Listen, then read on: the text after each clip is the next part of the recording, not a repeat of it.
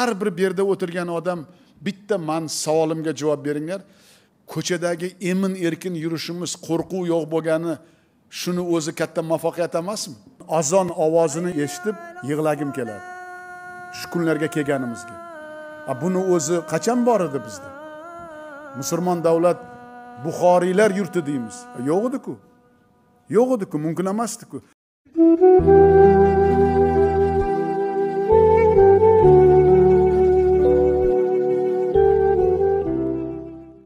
زبان شما گیره زبانی میدونین کی میگرفتین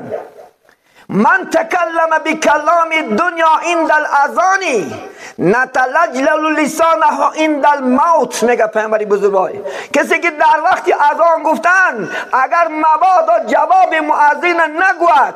با بگب دنیاش آواره شود خدا در دم مردن زبان شما گرفته است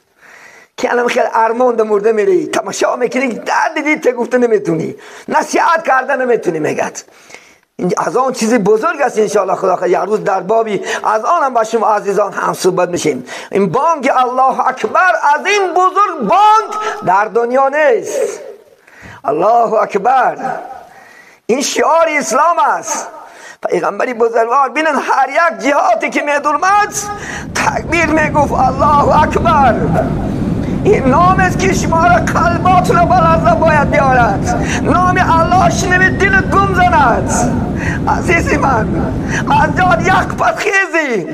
حتی در وقتی شنیدنی تکبیر یک بار از جاد بخیز یک بار انشاءالله خدا خواهد لفظی الله جواب لبیک گو خدا جان حاضر به مسجد حاضر بشم حاضر میرم خدا خواهد انشاءالله حی علی الصلاح میگن به نماز بیا حی علی الفلاح به نجات بیا دوزخ میره پگه بنده بیا خدا ما را دعوت بکنه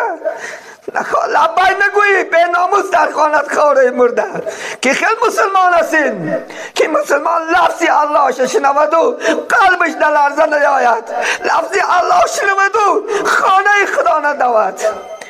این مصیبت به مسلمان است عزیزی من آگاه باش الله اکبرش یک بار خیز برای حرمت الله تعظیمش جایز است برای مخلوق جایز نیست برای خالق بخیز الله که لبیک الله جان حاضر رسیده میرم نزدت خانه ختن عبادت میکنم خالت طاعت میکنم قانتن انشاءالله خدا فرمانده میکنم گو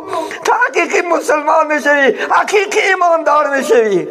خدا مدح میکنم از شما را انما یأمر مساجد الله من آمن بالله و بالیوم الاخر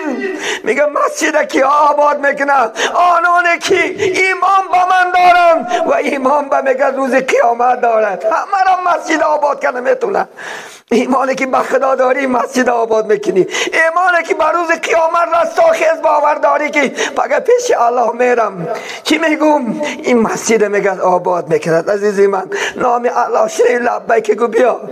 به مسجد خدا خواهد یک دم دنیا را ترک تلویزیون را ترک یک دم خدا خواهد صحبت زن تا ترک این یافت میشود این دقیقه ها یافت نمیشود عزیزی من این دقیقه ها غنیمت است با شما باد صدای آمانه شدن را فراموش نکنید